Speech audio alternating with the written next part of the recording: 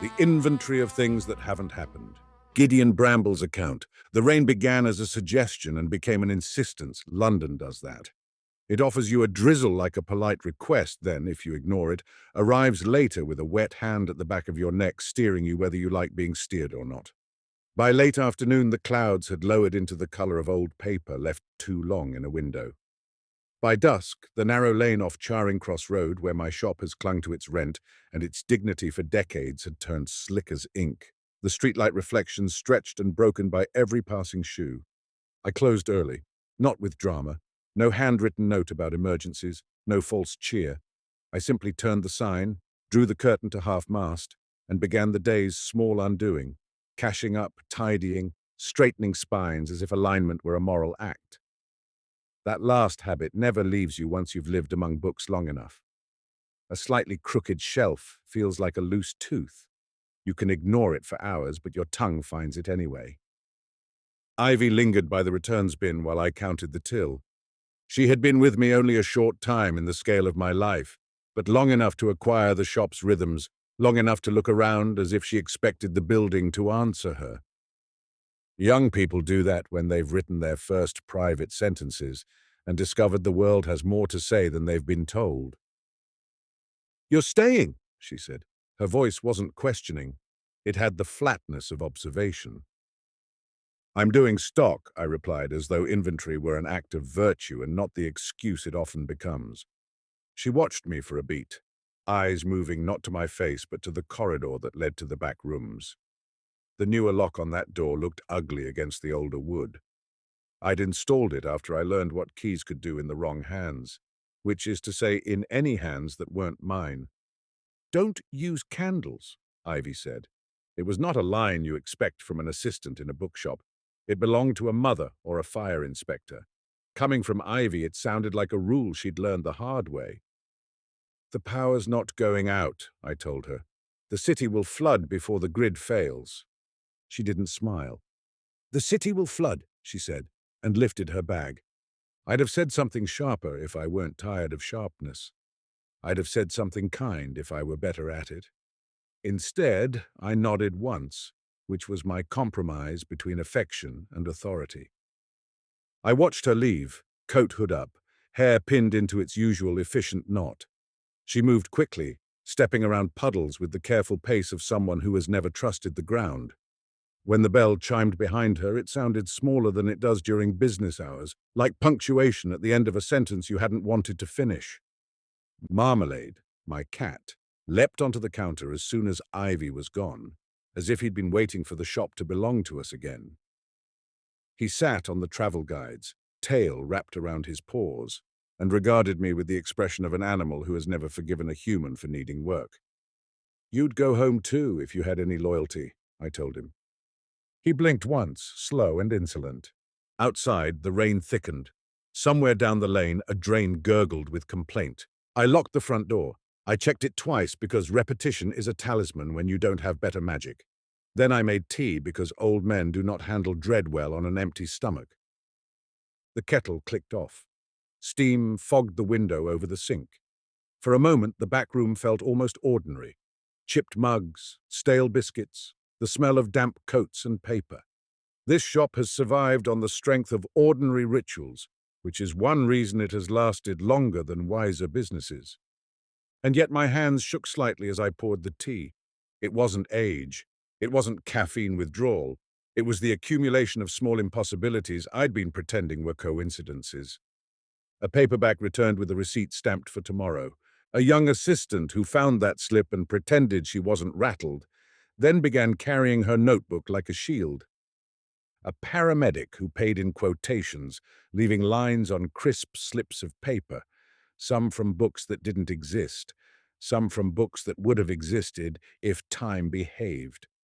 A craft binder in East London who called me in irritation, then in something closer to alarm, and told me the Victorian volume I'd sent her had rewritten itself overnight. New text appearing on pages she'd just repaired, describing her kettle, her hands, the moment she noticed. A journalist with bright eyes and a spine like steel who walked into my shop, asked about thefts, and looked at my ledger as if it were a witness. She'd seen an entry for a book returned decades ago that the world had not printed yet. She'd left. Then, London's collectors began whispering about signed first editions vanishing from locked cabinets with the neatness of a librarian reshelving. All of it threaded by one repeated emblem, a fox with a key, stamped or penciled where most people never look, near the hinge in the quiet part of a book where ownership is supposed to be private. I told myself, as I have told myself for years, that the past stays put if you refuse to reread it. The storm disagreed. The power cut arrived without ceremony. No bang, no sparks, no cinematic plunge. Just a soft click from somewhere in the building's guts and the warm pool of light behind the counter thinning until it vanished. The old fluorescent hum stopped. The shop's lamps went dead. The neon glow from the street outside remained, a washed orange that made the window glass look like a bruised eye. For a few seconds, I stood very still, listening. Without the shop's electric noise, the building sounded older. The radiator tapped its patient rhythm. The shelves made faint settling noises as humidity shifted. Somewhere in the ceiling, water ran along a gutter with an unhurried confidence. Marmalade lifted his head, ears angling, then returned to his coil with the serene indifference of an animal who believes every problem is temporary if you ignore it. I went to the fuse box at the back and opened it. The switches were down. The building's wiring is an elderly thing, stubborn, temperamental, held together by upgrades laid over older upgrades like patched cloth. I flipped the main breaker. Nothing. I waited, then tried again. Nothing. It was possible, of course, that the storm had brought down a local line. It was possible I'd have power again in 10 minutes, and all of this would be a minor inconvenience. It was also possible that the shop had chosen darkness. That thought, ridiculous on its face, sat in my mind with unpleasant comfort, because part of me had never stopped believing the shop had preferences. Ivy had told me not to use candles. I opened the drawer beneath the counter where we keep emergency things. Spare batteries, an old torch, a box of long matches no one thinks about until they need them. The torch was dead. Of course it was. Preparedness is often just another form of hope. I found a thick candle stub wrapped in brown paper and a metal saucer. I set them on the counter. When the match flared, the small flame brightened the shop's immediate space and made the shadows beyond it deepen. Candlelight doesn't banish darkness. It negotiates with it, and the darkness always gets a better deal. I lit the candle and watched the flame steady. It smelled faintly of beeswax and soot. Then I began inventory. Not because I believed I could account for everything in a shop like this, but because counting gives the mind rails. It keeps you from sliding into places you don't want to visit. I carried the candle to the back desk where the current stock book sat, or where it should have sat. In candlelight, the desk looked wrong. The papers were not where I'd left them. A pen I always placed on the left sat on the right. A catalogue that had been beneath the ledger was on top, as if something had searched for what lay underneath and then tried, poorly, to restore order. I stood there, candle in hand, feeling my irritation twist into something colder. I didn't like the word wrong in a shop full of books. Wrong implies someone has rearranged your mind without permission. I opened the drawer beneath the desk where I kept older records. The wood stuck slightly, damp swells, old timber. Inside were ledgers, thick, cloth-bound, leather-spined, the shop's history in weight and smell. Some I recognized, some I didn't. The oldest ones are not booksellers' records so much as relics. Dates, names, sums of money, a record of what people wanted and what they returned. My fingers brushed a leather cover with an embossed mark, a fox holding a key. The emblem sat faintly on the leather, as if the hide itself had been branded. I felt my thumb pause over it, a tiny hesitation that belonged to memory more than caution. I pulled the ledger out and set it on the desk. The leather was worn smooth at the edges. It felt older than the building's current lease, older than my ownership, older than my willingness to be honest. I opened it. The first pages were written in ink so dark it looked recent. A neat hand, dates from a century ago, titles catalogued with pride. The shop's name appeared in different forms: Brambles, Bramble and Harcourt, sometimes simply booksellers, as if naming the place too precisely would invite attention. As I turned pages, the handwriting changed. Different hands, different decades. Some meticulous, some hurried. A few entries scratched out and rewritten, as if the ledger itself were an argument. Near the end, the entries shifted again, less about commerce, more about something that masqueraded as commerce. Column headings remained, but the notes began to look like codes. Shelf numbers, times, strange abbreviations, occasional phrases penciled lightly as if not meant to be fully seen. Mind the gap between stories. I turned another page, and there on the final leaf was a table so cleanly ruled it felt like an altar disguised as bookkeeping.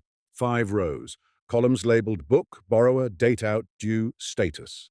Under status, each entry read, on loan. Under due, each entry read, Friday 10/14. I read the borrower names and felt the air change. Ivycalder, Rafik Mirza, Marian Lark, Tessaquuill. 4 names, 4 people I'd met recently, each arriving in my shop with their own small wrongness, each leaving a trail of paper. The 5th borrower was a smear, not blank, not missing. Smudged out, overwritten again and again, as if someone kept trying to name it and then changing their mind. The paper fibers were abraded there, worn rough by erasure, a bruise of ink. Beside the table in the margin, a note written in careful script. When the 5 return, the story closes. Beneath that, in smaller writing that made my skin prickle, if the 5 do not return, the shop burns. I stared at the words until they stopped looking like language and became shapes. The shop burns. I glanced at the clock on the wall, its face dim in candlelight. It was Thursday night. Friday 10/14 was less than 12 hours away. I shut the ledger too hard. It snapped closed with a sound like a slap. Marmalade opened one eye, unimpressed. I opened the ledger again immediately, as if the table might change if I challenged it. It didn't. The ink sat there with the calm certainty of something that had been waiting longer than my patience. My hands began to sweat. The candle flame trembled, whether from a draught or my own breath I couldn't say. I knew with the resigned clarity of a man who has spent years trying to pretend he's done with his past, that the ledger wasn't showing me old loans. It was showing me a schedule, an inventory of things that hadn't happened yet, and it had my shop's ending circled in time. I began hunting for the books listed, though the table's book column was not as straightforward as a sane ledger would be. The first title was ordinary enough to appear innocent. Beneath the Bridge, crime paperback, mass market. A book that should have lived and died on Crime B, 4 among dozens of similar spines. I went to the crime shelf with the candle held high, casting moving shadows across cover art. Knives, bridges, rain-slick streets, detectives with hard eyes. The shelf looked like a wall of small threats. I knelt and ran my fingers along the row until I found it. The paperback sat slightly forward, as if nudged by something behind it. I pulled it out. Inside, near the hinge, was the fox and key stamp, faint but unmistakable. Beneath it, in pencil so light it seemed embarrassed to exist. Mind the gap between stories. The return slip was still tucked inside. It was stamped with tomorrow's date, Friday, and the time printed neatly, 10:14. A handwritten note sat below the printed details. Thanks, Ivy, for saving us. I shut the book with more force than necessary, then held it against my chest as if that would keep it from rewriting itself. The second title made my mouth go dry even before I looked for it. The Index of Quiet Doors, the green Victorian volume, the one Marian had repaired, the one that had sewn itself with impossible thread and then healed overnight, as if damage were merely a suggestion, the one that had printed her workshop into its text like a private threat, the one that belonged, in a way nothing should belong to anyone, to the basement seam I never opened. I had hidden it behind Crime B4 after the last time Lucian had appeared, calm and elegant, asking questions that weren't questions. I had told myself camouflage was protection. I had told myself if no one could find it, no one could use it. Now, reaching behind the crime shelf's second row, my fingers met only wood. The index was gone. I stood up slowly, candlelight wavering across the spines, and felt something close to panic. An emotion I dislike, not because it's unpleasant, but because it's inefficient. If the index was missing, it was out, on loan. To whom? My eyes went back to the ledger's smudged 5th borrower. The abrasion in the paper looked suddenly like an open wound. Outside, rain hammered harder. I heard water gurgling in the street with more urgency now. The city's drains were filling, backing up, pushing water toward wherever it could go.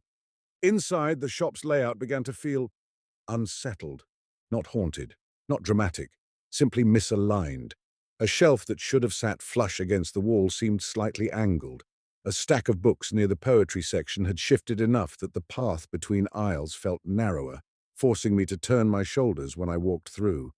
I told myself it was candlelight playing tricks. Then I reached the back corridor and found something that had not been there an hour before. A step. A raised lip in the floorboards, maybe an inch high, like the beginning of a staircase. It sat in the corridor leading toward the locked basement door, as if the building had decided it needed a threshold. I stared at it until my eyes ached. The shop has never had a step there. The basement stairs are behind a door. The corridor floor has always been flat. Now it wasn't. The candle flame bent slightly toward the step, as if drawn by a draft. I backed away and felt my heart, not pounding, not racing, simply heavier as if it had shifted position. The ledger's note echoed in my head. When the 5 return, the story closes, as if the shop were assembling itself for a final chapter. I turned away from the corridor and returned to the desk, unwilling to go further without more information. The ledger's third listed book was not a book in any catalogue sense. Map of shops, unofficial. Marion's map. The 4th title was blank, scrubbed out so thoroughly that only the ruler lines remained. The 5th title was written faintly, as if it had been pressed into the paper rather than inked. The inventory of things that haven't happened. I looked at that phrase and felt a slow dread settle, the kind that arrives when you realize you have been living in a sentence someone else began. Outside, thunder rolled, the sound rattled the window glass, and for a moment the shop seemed to hold its breath. Then the front doorbell chimed. Once. I froze. The shop was locked. The bell chimed again, a second clear note. Someone was pushing at the door from outside. I carried the candle to the front window, shielded the flame with my hand, and peered through the rain-streaked glass. Ivy stood on the pavement, coat hood up, hair damp, cheeks pink with cold and running. She looked at the shop as if she expected it to vanish if she didn't get inside quickly enough. I unlocked the door and pulled it open. Cold, wet air rushed in. The street smelled of rain, exhaust, and the faint sourness of drains beginning to overflow. Ivy stepped in quickly, shaking water from her sleeves. Her eyes went to the candle on the counter.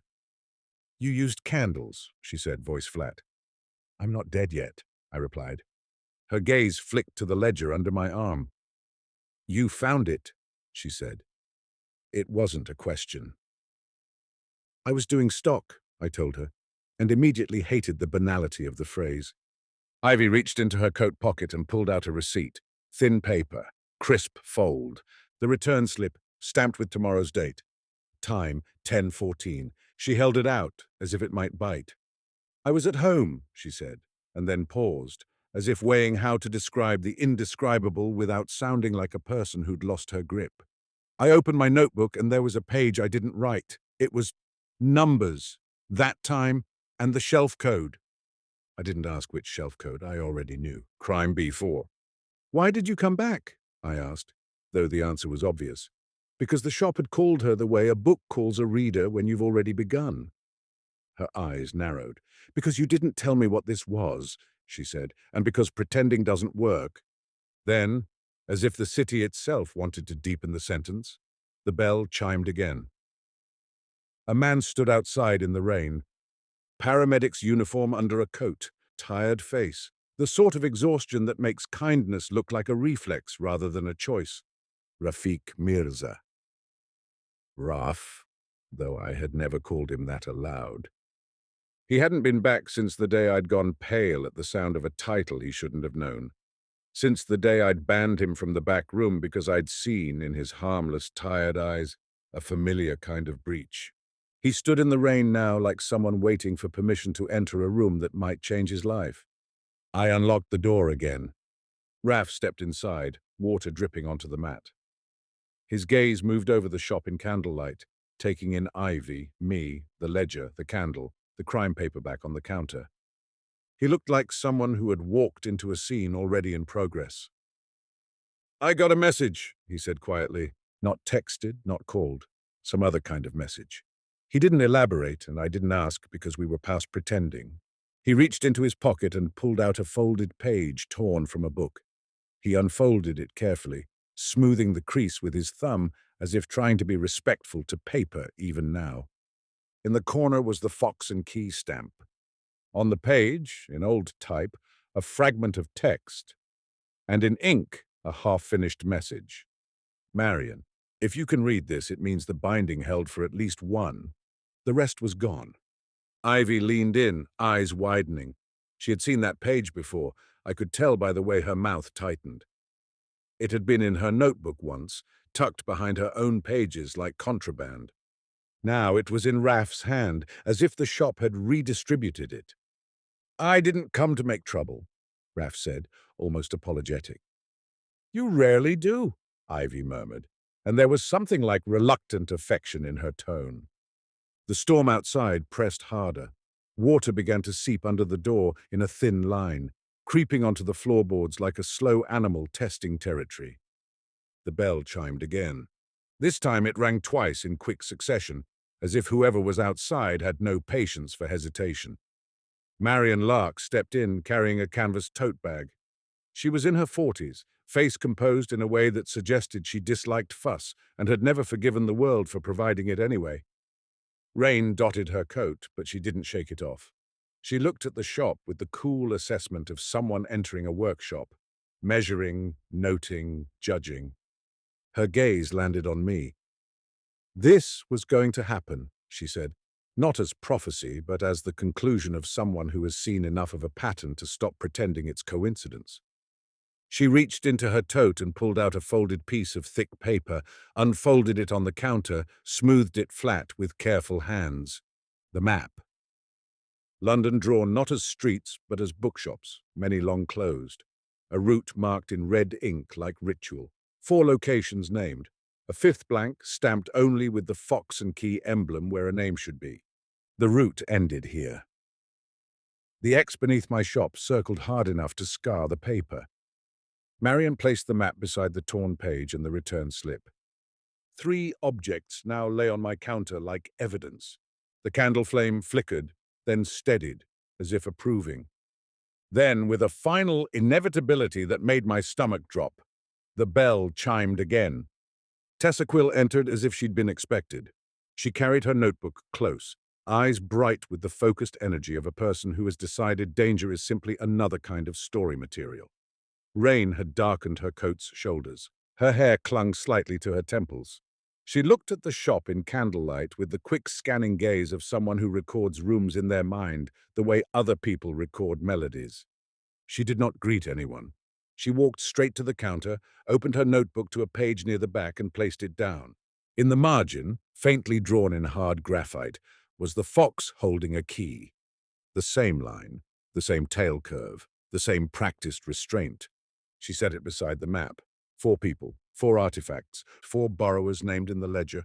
I looked at them, my assistant, the exhausted paramedic, the meticulous binder, the ambitious journalist, and felt with a strange cold clarity that the shop had gathered them the way a sentence gathers words into meaning, as if it were finishing itself.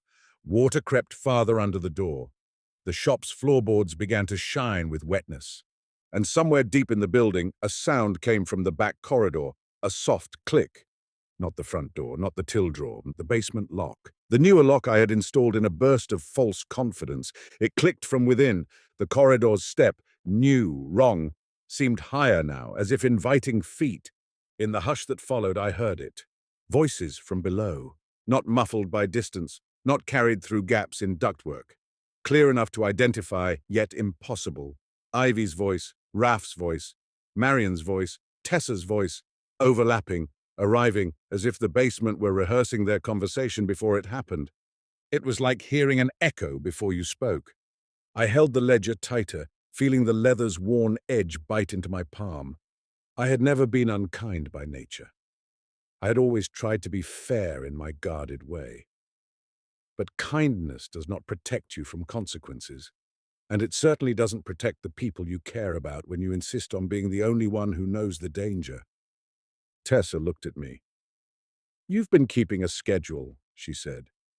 I did not answer because any answer would have been wrong. Marian's gaze sharpened. "This isn't about theft," she said. "This is about circulation." Raf stared at the corridor step as if it were a symptom. "It's the same time," he murmured. 10:14. It keeps showing up. Ivy's mouth tightened. "Because it's a due date," she said. She was right. The ledger wasn't predicting, it was demanding. I set the leather ledger on the counter and opened it to the final page. The candlelight trembled over the ruled table. They read their names there and reacted in different ways. Ivy's jaw set, anger flickering behind her eyes, anger at being filed, at being used without consent. Raf looked baffled, then quietly resigned, as if this was simply one more impossible thing to carry in a week full of impossible things. Marian's expression tightened into irritation, the look of someone who hates being pulled into fuss and hates even more that fuss has now become architecture. Tessa's gaze sharpened with a reporter's hunger, and then, to her credit, that hunger cooled into something more cautious. She had seen too many patterns to ignore the feeling of being written into one. The fifth borrower name remained a smear.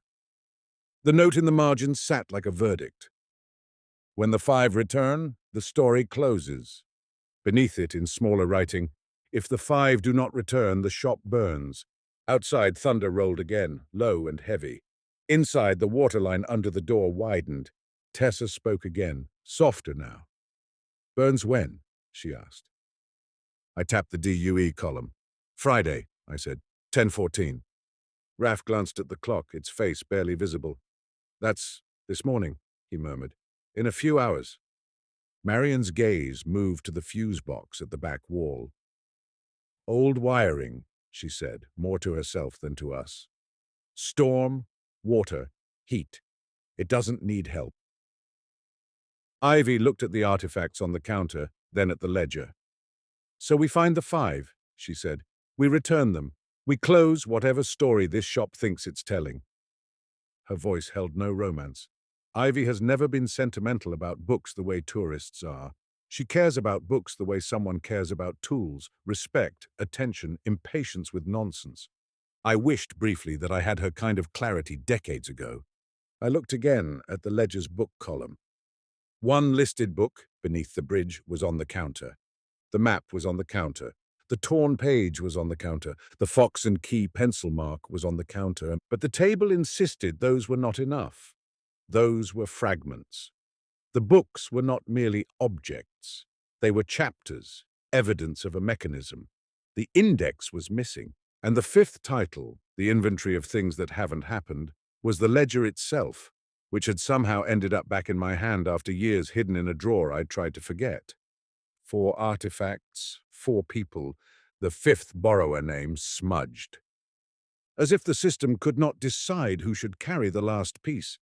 As if it planned to choose. The corridor step creaked softly like wood under pressure. It sounded less like a house settling and more like a throat clearing. I made a decision, not a brave one, a necessary one. "We go downstairs," I said. Ivy's eyes narrowed. "You said you never opened that door." "I said many things," I replied, and felt the weight of that understatement. Marian adjusted her tote bag on her shoulder, practical. Raf tucked the torn page back into his pocket carefully, as if it were fragile evidence. Tessa lifted her notebook, fingers tight on the spine. We moved as a group toward the back corridor. The shop shifted as we walked, not dramatically. No shelves toppled, no books flew. But the aisles felt slightly wrong. A familiar stack near the poetry section was missing, replaced by a gap of bare floor that looked too intentional to be accident. The new step in the corridor felt higher now, insisting on attention. I held the candle in front of me, flame protected by my hand. At the end of the corridor, the basement door stood slightly ajar. I stopped. The newer lock hung open. The bolt had been turned. From below came the same overlapping voices, our voices murmuring in a cadence that made no sense, as if the basement contained recordings of conversations we had not yet had. Underneath those voices, I heard something else. A fifth voice, low and urgent. A woman's voice, Eleanor, my sister's voice. Grief preserves certain sounds with a cruel fidelity, the way she laughed when she found an inscription that amused her, the sharpness in her anger when she thought I'd been cowardly, the quiet steadiness in her tone when she had decided something was true and no amount of argument would change it. I hadn't heard her voice outside memory in years. Now it rose through the door's gap like cold air. Don't let him. The sentence broke, replaced by the hiss of candle flame. My hand trembled. I hated that. I hated looking weak in front of them. Ivy glanced at me, eyes sharp. She heard it too. She didn't ask questions. Ivy's talent is recognizing when questions waste time. We descended. The basement stairs were narrow. Candlelight made the walls look closer.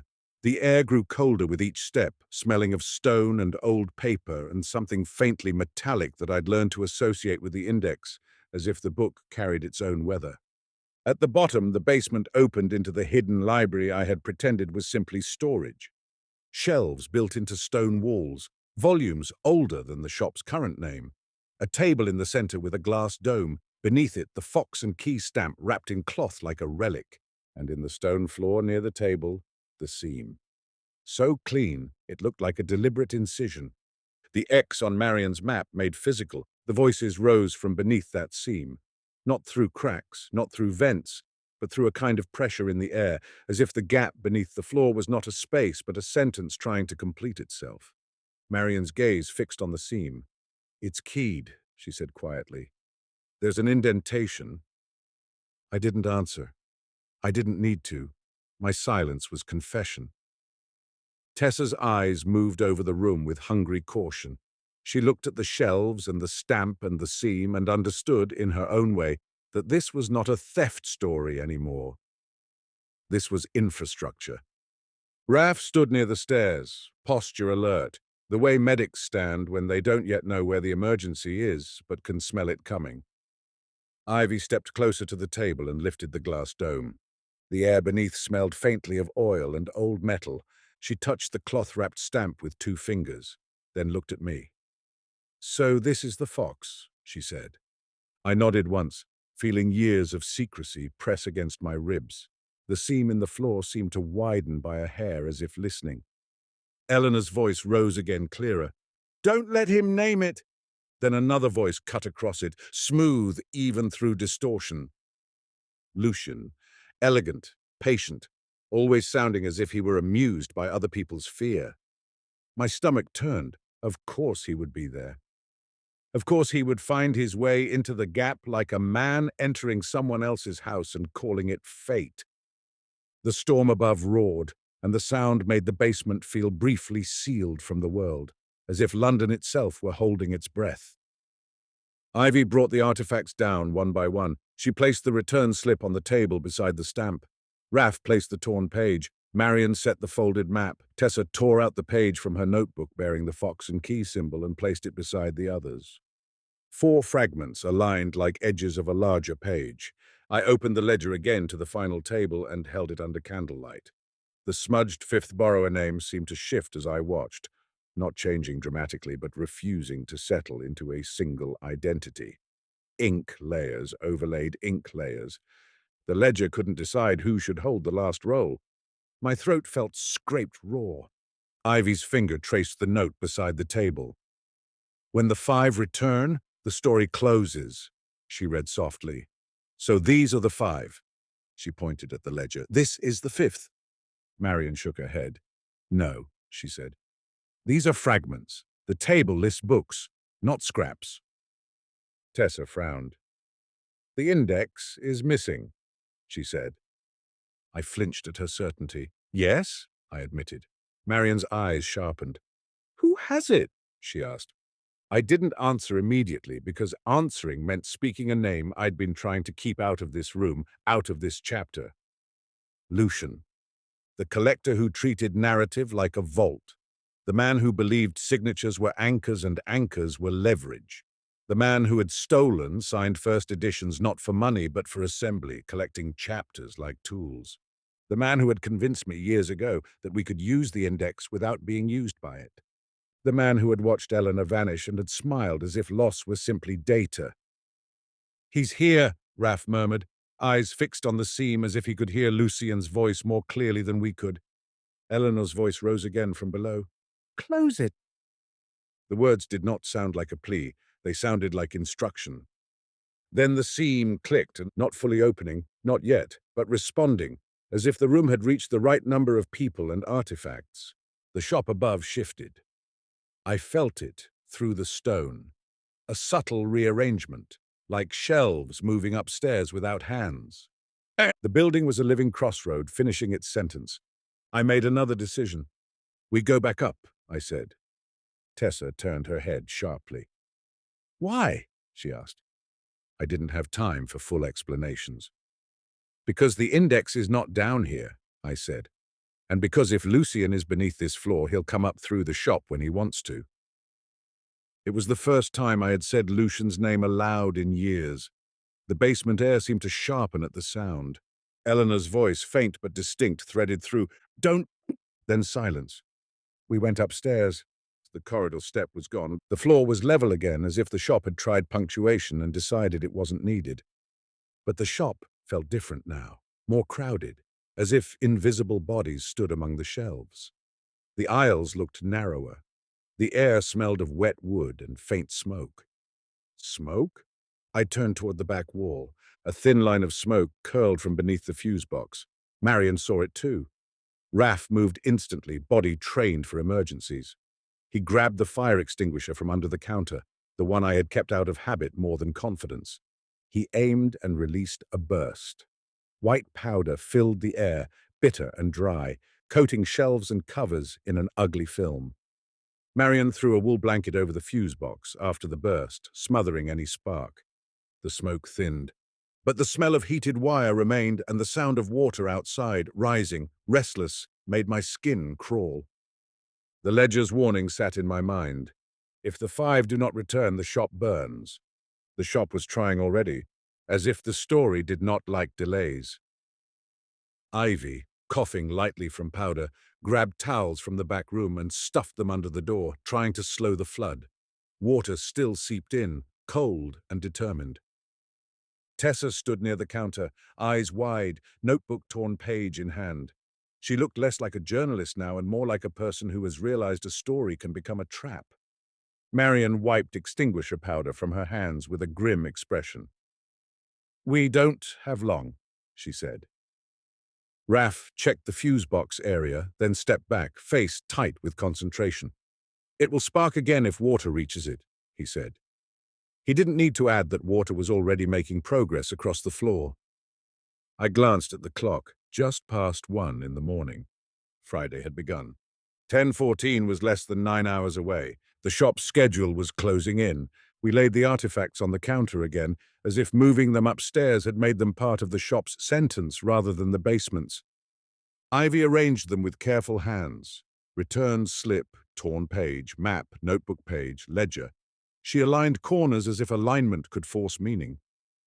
Marion watched Ivy's hands as if watching someone stitch with poor thread. Raph stood slightly back, alert, extinguisher still near his feet.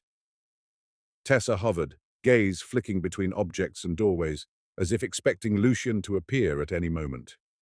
In the flickering light from outside street lamps, the artifacts looked like ordinary paper. But ordinary paper doesn't carry tomorrow's date. Ordinary paper doesn't hold maps of bookshops that no longer exist. Ordinary paper doesn't contain messages addressed to a binder who hasn't read them yet. Ivy's eyes narrowed.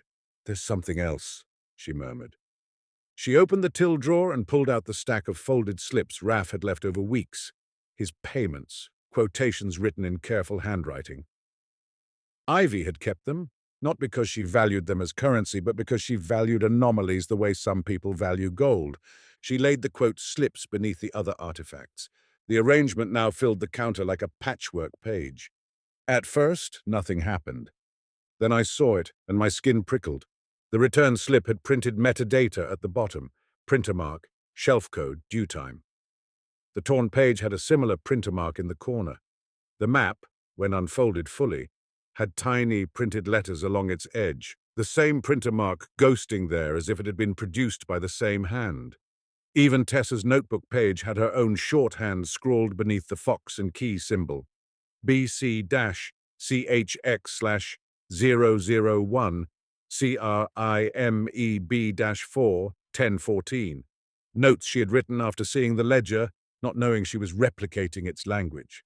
The quote slips, too, had odd marks on their margins, tiny codes, half erased, as if the paper itself had been repurposed from something else.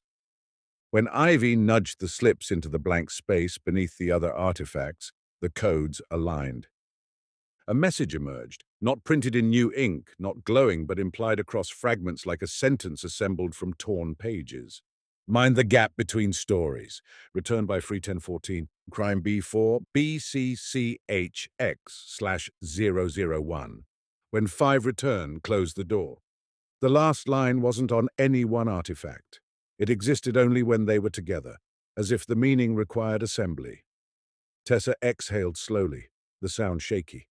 Marion's jaw tightened. Raph's face went pale. Ivy looked at me. "Close the door," she said. I didn't answer. I could not decide whether I wanted to close it or tear it open. Grief makes you greedy. The corridor felt colder. From the basement door, faint voices rose again, as if the shop had noticed the message had been assembled and was now ready to proceed. Outside, the storm surged, water slapping against the curb. And then, like a man stepping onto a stage with perfect timing, the front bell chimed. Once, then again. I didn't move for a moment. My hands were damp, either from water or sweat.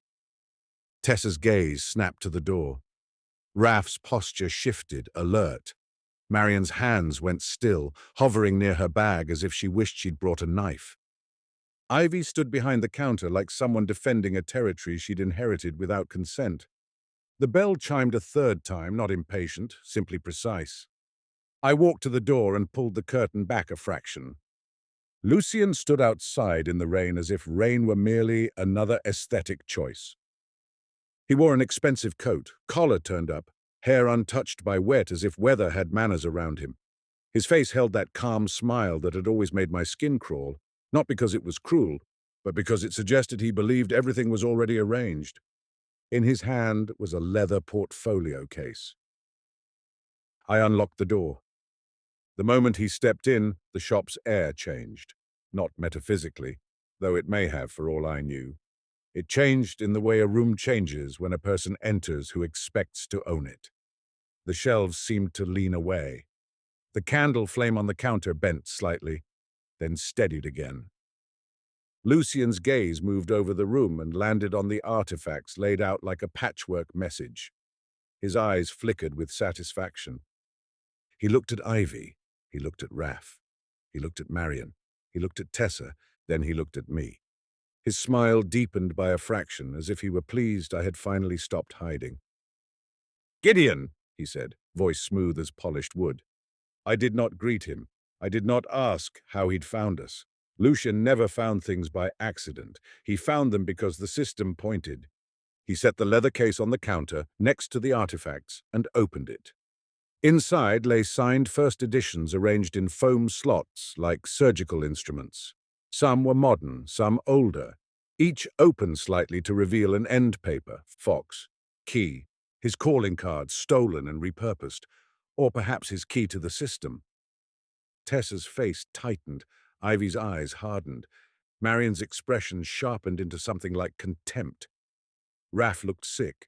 Lucian closed the case gently, as if unwilling to let the book's air mix with ours too long. "You've gathered the pieces," he said, still calm. "Good. It's always inefficient when the shop has to do it without help." I felt something in me rise. Anger, yes, but also the old shame of having once listened to him. "What do you want?" I asked. He looked genuinely amused. "Still asking questions like that," he said softly, as if I were a stubborn student. He glanced at the ledger on the counter. "You found the original," he said. "How nostalgic." Ivy stepped slightly forward. "Don't touch it," she said. Lucian's gaze flicked to her, assessing. "Ah," he murmured. the new one. Ivy didn't flinch. She had been stamped by his system in pencil. She was past flinching. Lucian reached into his coat pocket and produced something small.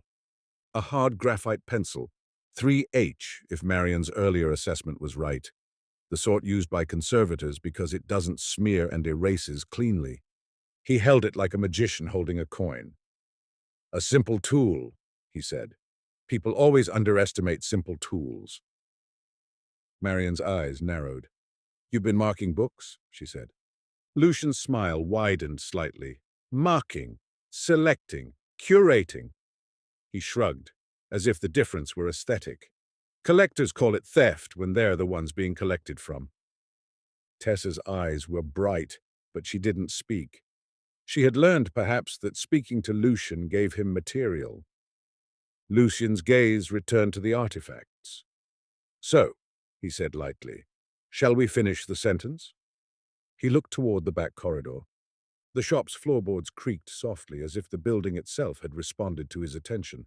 I felt my palms dampen. "Where is the index?" Marian asked, voice flat. Lucian's smile did not change. "Safe," he said. "On loan." I flinched at the phrase. On loan. The ledger's language. Lucian glanced at the smudged fifth borrower row in the ledger, and his expression sharpened with curiosity. "Still undecided," he murmured, almost affectionate. "That's always the difficulty. The fifth role doesn't like being chosen." Ivy's voice came out tight. "What is the fifth role?" she asked. Lucian looked at her as if she were asking a charming question in a seminar. "The one who closes it," he said, "or the one who opens it, depending on temperament." My throat went dry. I did not want him to explain further. Lucian lifted the pencil and held it above the ledger's smudged fifth borrower row. The gesture was delicate, almost gentle. I moved without thinking. I grabbed his wrist. His skin felt cool, his pulse steady. He looked at my hand on him with mild surprise, as if no one had dared touch him in years. "Don't," I said. My voice came out rough. Lucian's smile thinned. "Ah," he said softly. "Still pretending you have authority here." He did not yank his wrist away. He simply looked at my hand as if considering it, then looked back at my face. "You know what naming does," he said. My stomach turned. Eleanor's voice rose in my mind. "Don't let him name it!" Lucian leaned slightly closer, voice dropping. "She's still there," he murmured, and the cruelty of the sentence lay not in the words, but in the certainty with which he spoke them. Waiting, like a bookmark in a book no one finishes. Raph made a small sound. Anger, grief, disgust, then went still again. Ivy's face went pale. Marian's hands clenched. Tessa's eyes narrowed. For the first time, I saw something in her expression that looked like fear, not for herself, but for what story could become in the wrong hands. Lucian's gaze moved back to the ledger. "If we name the fifth," he said, "the door becomes stable. We stop relying on whims. We stop relying on the shop's moods." The shop's candle flame flickered. Lucian's smile returned, smooth. "And then," he continued, "we retrieve what was borrowed." Eleanor. My hand tightened on his wrist without intention. Lucian's eyes softened with false sympathy. "She was always curious," he said. "Curiosity has consequences. You of all people understand." I released his wrist. Touching him made my skin feel unclean. Lucian lifted the pencil again. Ivy stepped forward quickly and slapped the ledger shut. The leather cover closed with a sharp sound. The candle flame jumped. Lucian blinked, expression flickering with annoyance. It was the first real crack in his polish. "Careful," he said softly to Ivy. "Books don't like being silenced." Ivy held his gaze. "People don't like being used," she replied. Lucian's smile turned cold. "Everyone is used," he said. "The question is whether you get something in return." That line, so calm, so certain, made me remember why Eleanor had argued with him until the argument became a door. The storm outside hammered harder. Water pushed under the door in a steady sheet now, creeping toward the back corridor. The shop, wet and old, felt suddenly fragile. I glanced at the fuse box. The blanket still covered it. Extinguisher powder coated the floor. Marian's voice cut through, calm and sharp. "If you want to open the door," she said, "you don't do it by naming, you do it by binding. And you've never understood binding." Lucian looked at her with interest. "Ah," he said, "the craftsperson, always so offended by metaphor." Marian did not flinch. "Structure isn't metaphor," she replied. Lucian's eyes flicked toward the back corridor again. The floorboards creaked. The basement door clicked softly, as if unlocking itself. The shop was responding to his attention whether we liked it or not. Ivy grabbed the assembled artifacts from the counter. Return slip, torn page, map, notebook page, quote slips, and stuffed them into her tote bag with brisk efficiency. "What are you doing?" Tessa asked, voice low. "Removing the sentence," Ivy replied. Marian nodded once. Raff lifted the extinguisher again, ready. Lucian's smile widened, amused. "You think you can hide paper from a shop built out of paper?" he asked. Ivy didn't answer. She walked toward the back corridor. I followed. Marian and Raff came behind. Tessa hesitated only a moment, then joined. Lucian followed too, unhurried, as if he had all the time in the world and the shop's due date was merely a suggestion. At the corridor's end, the basement door stood open. Cold air rose from below. The voices from beneath the hatch, Eleanor's voice among them, were louder now, strained. Lucian paused at the threshold and smiled as if greeting an old friend. "After you," he said. I did not move. Eleanor's voice rose again, clearer now, urgent. "Close it before—" The sentence broke. Then beneath that a new sound, the soft scrape of something moving under stone. The hatch responding. Marian's face tightened. "It's opening," she said. Lucian's smile sharpened. "Good," he murmured. Ivy clutched her tote bag, jaw set. Raff's posture shifted, alert, as if ready to pull someone back from an edge. We descended again into the basement. The air felt colder, denser. The seam in the stone floor looked slightly wider, as if breathing. The glass dome still sat on the table, now empty because Ivy had lifted it earlier. The stamp lay wrapped in cloth. Lucian moved toward it with calm certainty. Marian stepped into his path, not touching him, simply existing as an obstacle. Lucian paused and looked at her with mild irritation. "You're making this theatrical," he said. Marian's voice remained flat. "You mistake resistance for theater," she replied. Lucian's gaze slid past her to me. "Gideon," he said, voice soft again. "You know how this ends. You've watched it end before." The sentence hit me like a sudden cold plunge. Watched it end before. I forced myself to breathe evenly. Lucian wasn't guessing. He was remembering. So was I, though my memory had been filed away under denial. The shop burning, the door opening, Eleanor's hand slipping from my sleeve, the ledger's table smudged, rewritten, as if someone kept trying to change who would carry the last roll. Lucian lifted the cloth-wrapped stamp with careful hands, as if handling something sacred. He set it near the seam in the floor where an indentation waited. The hatch beneath the shop had always been keyed. Of course it had. He looked at the ledger on the counter upstairs as if wishing it were here. He looked at Ivy's tote bag. He looked at me. "You can't take the pieces away," he said softly. "You can only delay. The shop will write them back." Ivy's voice came out tight. "Not if the story closes," she said. Lucian smiled. "Stories don't close," he replied. "They recur." Then he placed the stamp into the indentation. It fit perfectly, as if made for this moment. The seam widened by a hair. Cold air rose, sharper now, smelling of damp stone and ink and something else, something like old smoke, as if pages had burned down there long before any wiring sparked. Eleanor's voice rose in a thin line of sound. "Don't let him—" Lucian pressed down. Click! The hatch shifted, not fully opening, but loosening.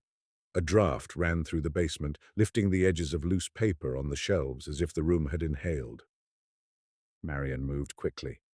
She reached into her tote bag and pulled out a strip of linen, the kind used to reinforce a spine, and a thin filament that caught candlelight like silver hair. Key thread. The impossible filament Marian had found sewn into the index's signatures. She did not ask permission. She placed the linen at the seam's edge, as if preparing to bind the hatch shut rather than open it. Lucian's eyes narrowed. "Still trying to repair what was meant to be used," he murmured. Marion did not look up. "Use is not the same as abuse," she said. Raff stepped closer to Ivy. "What's in your bag?" he asked, voice low. Ivy didn't answer immediately. She pulled the artifacts out and laid them on the basement table beside the stamp. Return slip, torn page, map, notebook page, quote slips. They formed the patchwork message again, edges aligned. The candle flame steadied. I opened the ledger and placed it beside the artifacts. 5 pieces now sat together, a complete message assembled in paper language. Lucian's gaze sharpened. He leaned in, reading the implied line. "When 5 return, close the door." He smiled. "Precisely," he said softly. "Close it, to keep it stable, to keep it openable." Ivy's eyes flashed. "That's not what it means," she said. Lucian looked at her with patience. "Meaning is only what the system permits," he replied. The hatch seam clicked again. The floor beneath our feet felt subtly alive, like a book spine flexing under pressure. Eleanor's voice rose, strained. "Gideon—" My name again pulled through stone like thread. Marion's hands held the linen strip at the seam, poised. Lucian pressed the stamp again, deeper, as if forcing. The hatch began to lift. A thin black line opened in the floor. Air rushed up, cold and damp and metallic. Voices rose from below, now clear enough to make my skin prickle. Eleanor's voice, yes, but also others, overlapping, like a crowd murmuring behind a door. The gap was not empty, it was crowded with unfinished stories. Lucian leaned closer, eyes bright. For the first time, his polish cracked into something like hunger. He whispered a name, not Eleanor's, not mine, something else, something he believed would stabilize the 5th roll. I couldn't hear the full word, but I felt the shape of it, a naming attempt, like a stamp pressed into paper. Eleanor's voice cut through, sharp. "No!" The hatch shuddered. The candle flame bent hard, then straightened again. Marion's eyes narrowed. She took a tool from her bag, small shears, the kind used to cut linen cleanly, and held them above the key thread. I flinched. Cutting thread feels simple until you realize thread holds more than cloth. Marion didn't cut. She looked at me instead. Her gaze was blunt, accusing, urgent. "You started this. You close it." I understood. The 5th borrower name on the ledger, smudged, overwritten, had never resolved because it was not a name the system wanted chosen by Lucian. It wanted chosen by someone who understood consequence, by someone carrying guilt, by me. I stepped forward, placed my hand over Lucian's on the stamp and stopped his pressure. His skin was cool, his pulse steady, his gaze flicked to me with mild surprise. "You'll doom her," he murmured. I looked down at the thin black line of the hatch opening. From below, Eleanor's voice rose again, softer now, almost calm. "Let me go!" The words hit me harder than any accusation. Let me go. Not save me, not open it, not bring me back. Let me go. I looked at the ledger's final table, at the smudged 5th borrower row. The ink looked different now. The smear resolved into layered letters, as if the ledger had been waiting for this moment to decide. Fragments emerged, LU-EL-GI-, as if many names had fought for that row over years. Then, as my hand held Lucian still, one set of letters darkened. Not Eleanor, not Lucian. Mine. Gideon Bramble. Clear. Definite. I felt the room tilt, not physically, but in the way your understanding shifts when denial collapses. The 5th borrower had never been undecided because the system didn't know. It had been undecided because I kept trying to rewrite it. Over and over, across years, across cycles, I had tried to make the 5th role belong to someone else. To Lucian, to Eleanor, to anyone who would free me from being the last page. The ledger had been overwritten by my refusal. Now it had chosen anyway. Gideon Bramble, on loan. Due, Friday 10/14. Status, out. Lucian saw the name. His smile faltered. For the first time, genuine uncertainty flickered behind his eyes. Not fear, offense. He had always believed himself outside the ledger, above it. Now the ledger had filed him only as an irritant, but had filed me as essential. Eleanor's voice rose again, quieter. Thank you. Lucian's jaw tightened. Don't, he murmured to me. Don't take her place. You don't understand what that means. I looked at him with a tired clarity. I understand, I said, and my voice sounded older than I felt. It means she stops being on loan. Lucian's expression hardened. It means you become the ledger, he said softly. You become the hand. You become the ink. Marian's breath caught. No, not caught. It hitched once, a small, involuntary reaction. Ivy's face went pale. Raph's eyes widened. Tessa's gaze sharpened, horrified and fascinated at once. Lucian leaned closer, voice low. And the shop burns anyway, he murmured. The shop always burns at the end of a cycle. That's how it clears itself. That's how it remains untraceable. Cycle. The word landed with a weight that explained too much.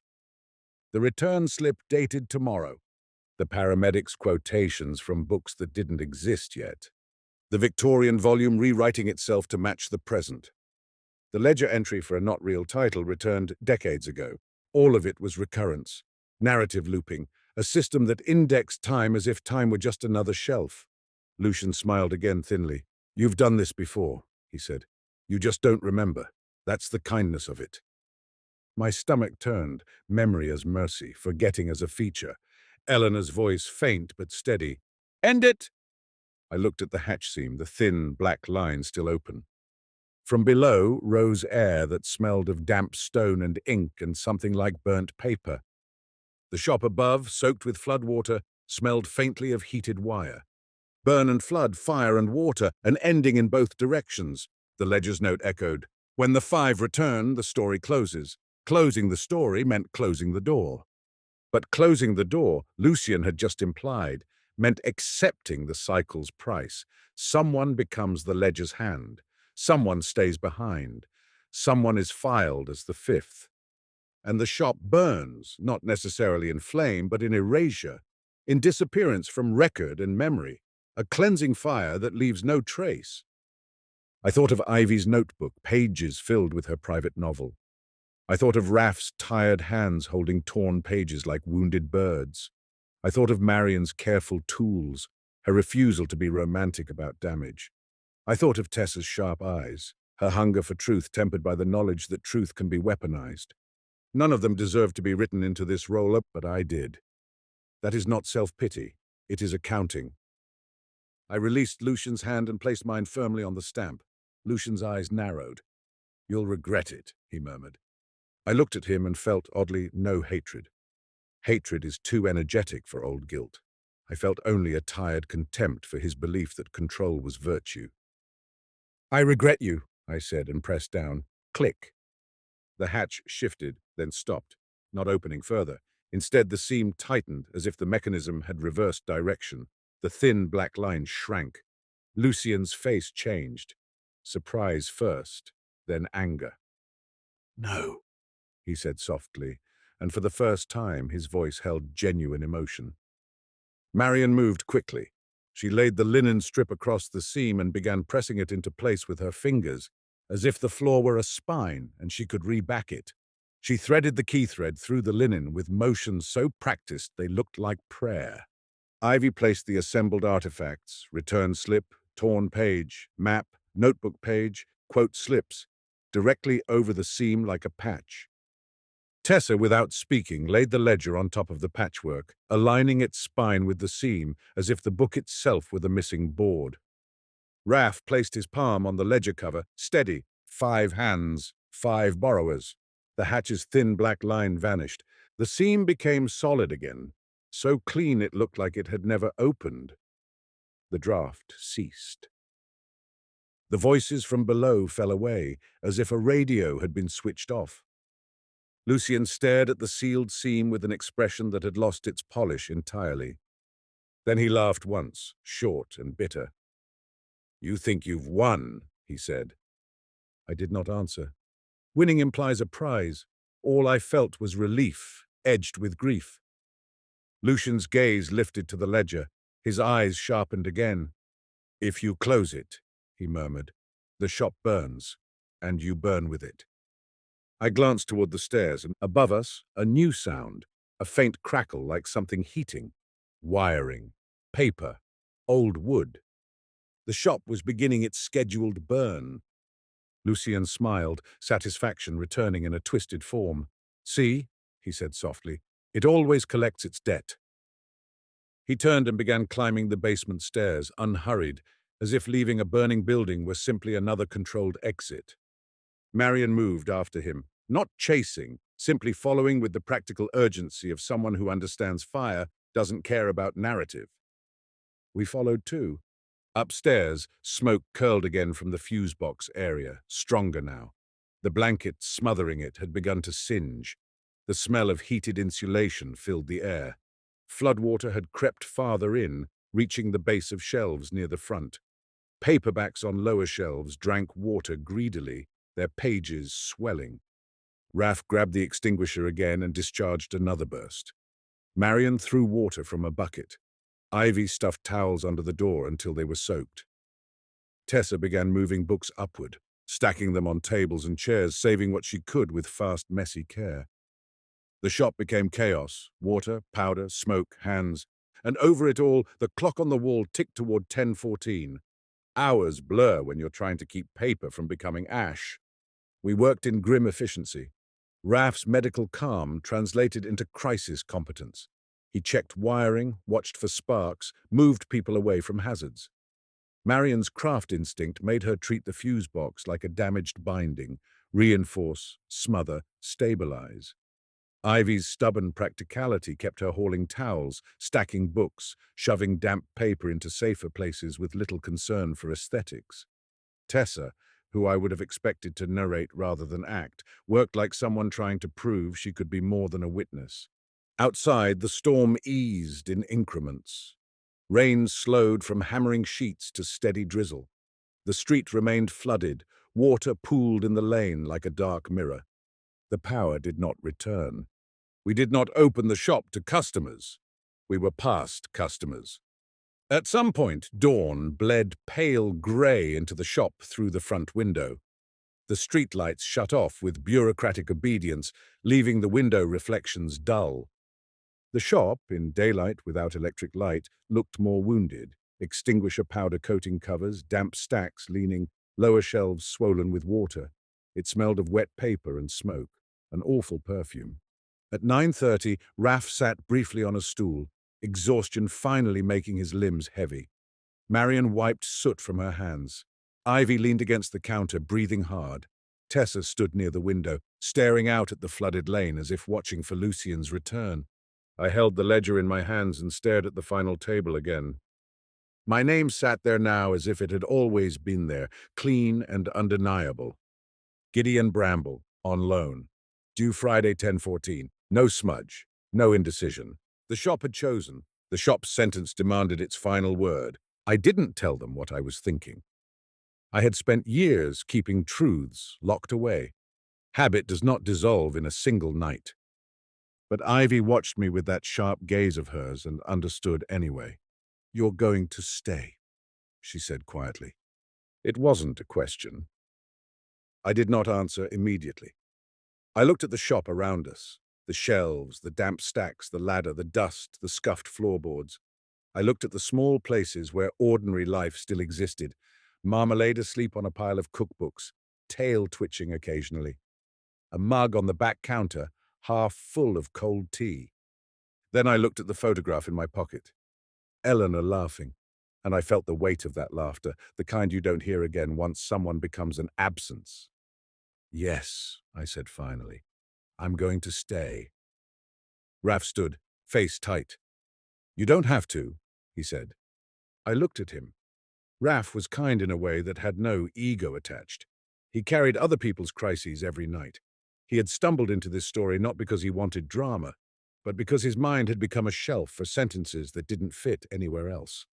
He didn't deserve to carry my guilt too. "I do," I said. Marion's expression tightened. "This is the fifth roll," she murmured. "The one that keeps changing hands."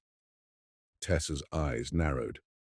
"So you've done this before," she said, and I could hear the journalist in her voice trying to make structure out of the impossible. Lucien's words echoed. "You've done this before. You just don't remember." I looked down at the ledger again and saw, suddenly, something I hadn't noticed in the candlelight. The ledger's earlier pages, those strange coded entries, were written in different hands, yes, but one handwriting appeared more than once. A particular tilt of the letters, a particular impatience in the loops.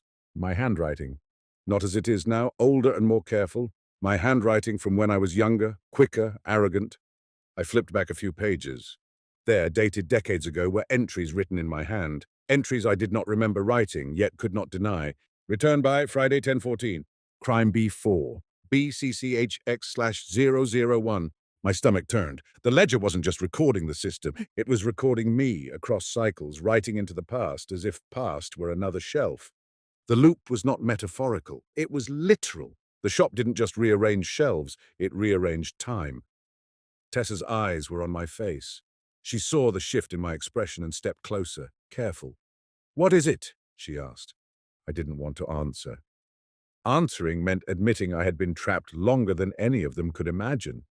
But the shop was already punishing secrecy. It had gathered them here because I had refused to tell the truth earlier. So I told it. "This ledger has my handwriting in it," I said quietly. "From years I don't remember living." Silence followed. Marion's mouth tightened. Ivy's eyes widened. Raph stared at the ledger as if it were a diagnosis he didn't want. Tessa's face went still, the way a journalist's face goes still when they have found the real story and it is too large for print. Marion spoke first, voice flat. "So the shop loops," she said. I nodded once. Raph's voice came soft. "That's why the quotes don't exist," he murmured. "Because they're from later." Tessa's gaze sharpened. "And the return slip dated tomorrow," she said. "And the ledger entry for a book returned decades ago that hasn't been printed yet." Ivy's eyes fixed on me. "And you've been living this," she said. "Not accusation, realization. I didn't defend myself. I tried to stop it," I said, "for years, and every time I tried, it found a way back." At 10:05, the shop creaked. Not a normal settling. A deep, strained sound from within the walls, as if the building's bones were tightening. Smoke curled again from the fuse box despite our efforts. The wiring was failing. Water was creeping. The shop's physical body was reaching its limit. The ledger's warning was becoming literal. 10:14 was 9 minutes away. Ivy moved quickly, practical again. She grabbed her coat. Marion grabbed her tote bag. Raph picked up his phone and keys. Tessa slipped her notebook into her bag, fingers tight on the strap. They looked at me, waiting, not for permission, for closure. I reached into my pocket and pulled out the photograph of Eleanor. I held it for a moment, then slid it into Ivy's hand. Ivy's eyes widened. "No," she said. "Yes," I replied. "Take it." She held the photo like a fragile thing, jaw clenched. I handed Marion the Fox and Key stamp still wrapped in cloth. "Bury it," I said. "Somewhere it can't be found by someone like him." Marion nodded once, face hard. "I know places," she said. I handed Raph the torn page, the half-message addressed to Marion, stamped with the Fox and Key. "Keep it," I said. "You'll forget if you don't have something physical." Raph swallowed. No, he didn't swallow. His throat moved subtly as emotion tried to become action. He nodded. I looked at Tessa. She stared at me with a kind of fury and sorrow mixed, the expression of someone who hates being forced to leave a story unfinished. "Write it wrong," I told her quietly. "Write it so it can't be used." Tessa's jaw tightened. "I don't know how," she said. "You do," I replied. "You've already started." The shop groaned again. Smoke thickened. The fuse box blanket began to smolder at the edge. Marion grabbed Ivy's sleeve. Raph moved toward the door. Tessa hesitated, then followed. I stayed behind the counter with the ledger in my hands. At 10:13, the bell above the front door chimed once. Not from a customer. The door was locked. The bell chimed anyway, as if the shop were clearing its throat for the last line. At 10:14, everything changed. The fuse box sparked. Not a small spark, not a flicker. A bright, sharp flash that lit the back wall in a violent burst. Heat surged. Smoke thickened.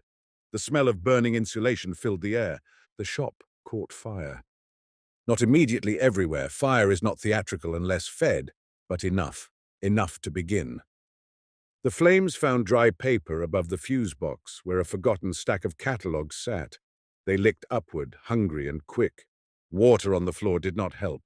It created steam and confusion, but fire needs only one dry path. I did not panic. That's the strange part.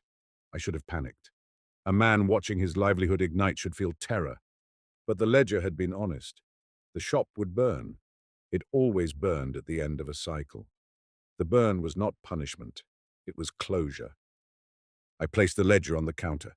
I opened it to the final table. My name stared back at me. Gideon Bramble, on loan. Due Friday 10/14. Status, out. The flames crackled louder. Smoke rolled along the ceiling. I stepped back from the counter and looked around. The shop in firelight looked strangely beautiful for a moment.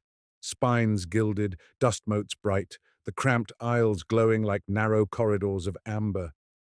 Then the beauty collapsed into urgency as heat rose. I walked to the back corridor. The basement door stood open.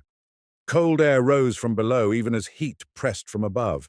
Fire and cold in the same building, as if the shop held two climates at once. I descended. The basement was dark now, lit only by the orange glow filtering down from above through the stairwell. The air smelled of stone and old paper and, faintly, smoke. The seam in the stone floor looked clean, sealed. The hatch did not open. It had closed when we returned the 5. But I could feel something beneath it, a pressure, a presence.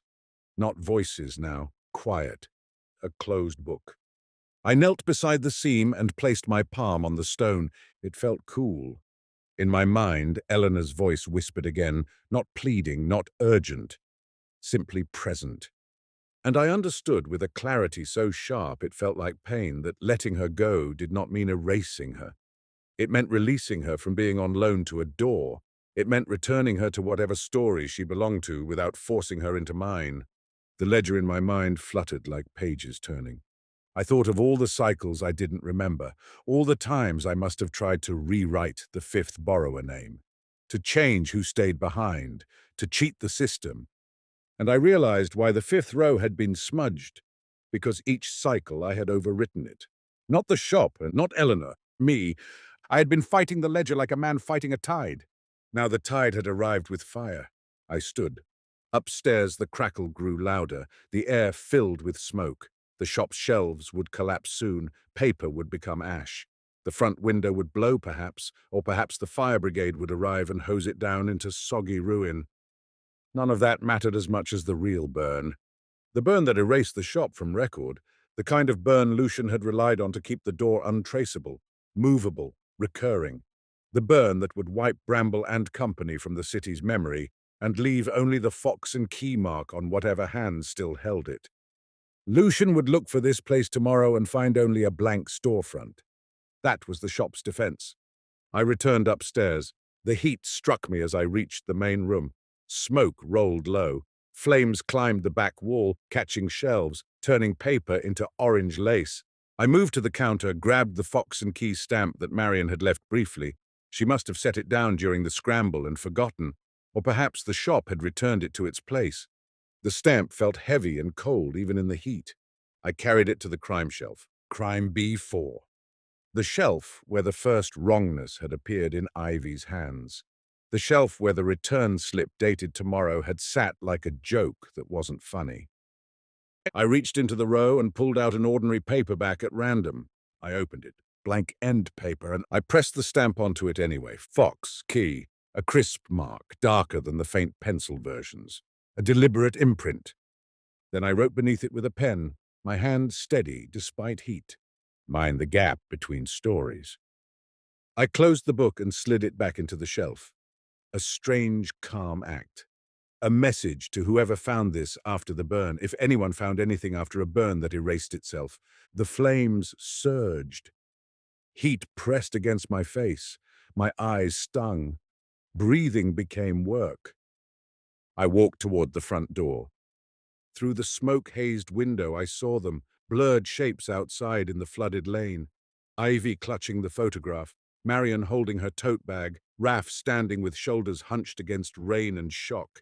Tessa staring at the shop as if trying to memorize its existence. They looked back.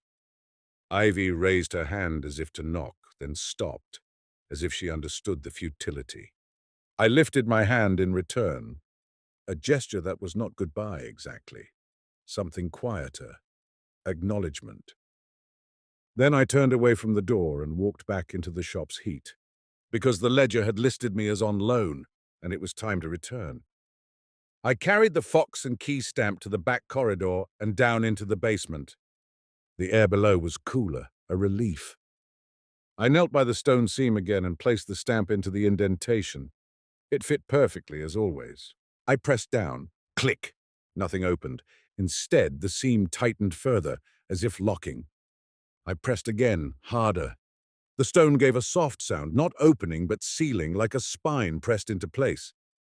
Then, in the silence, I heard a sound I hadn't expected. Paper!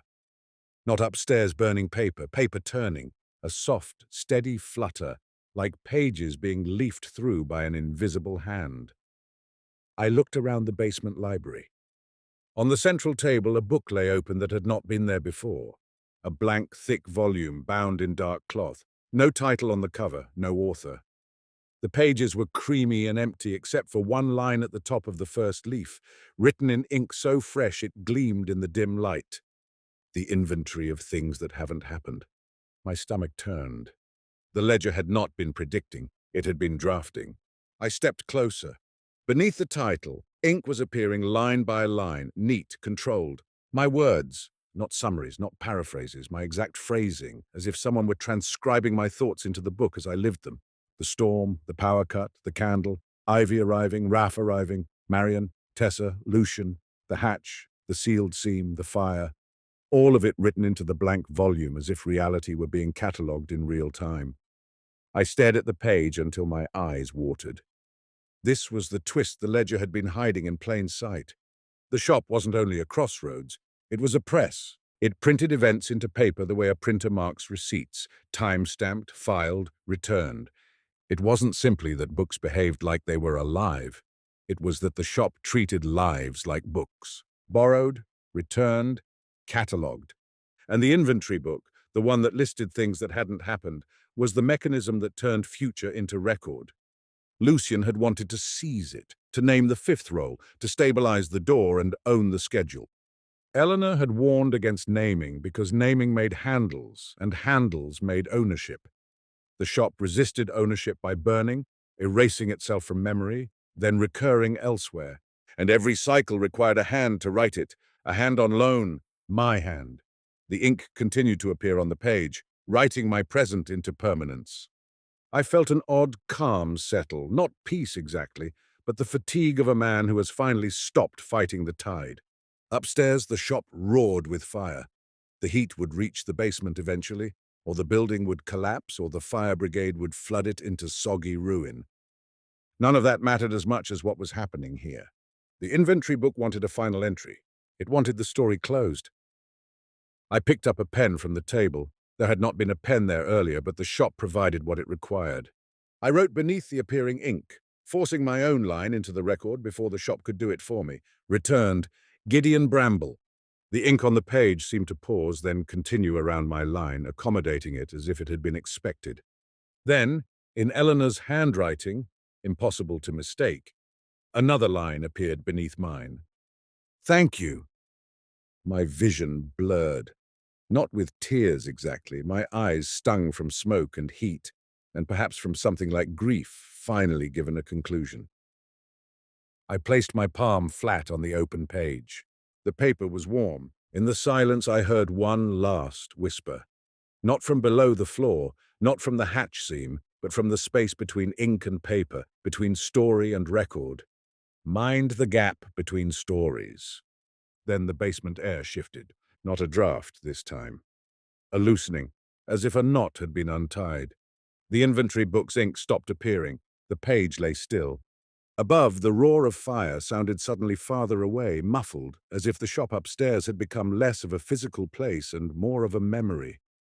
I realized with a strange clarity what the shop burns meant, not just flames. Erasure, The shop would burn out of the city's narrative. It would cease to have ever been here.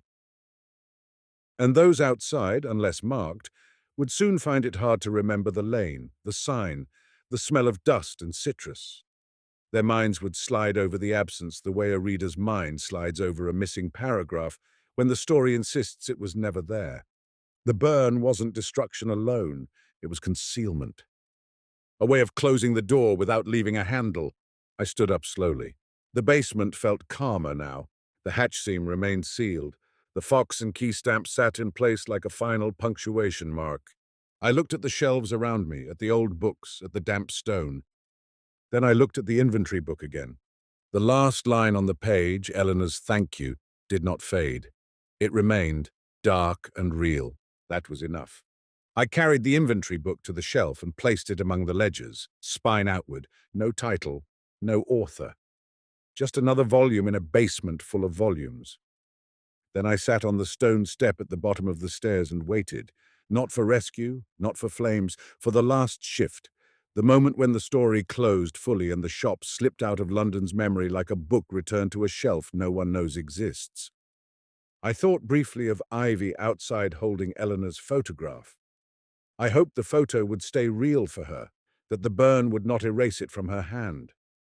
Perhaps the stamp on the back would anchor it. Perhaps Ivy's stubbornness would.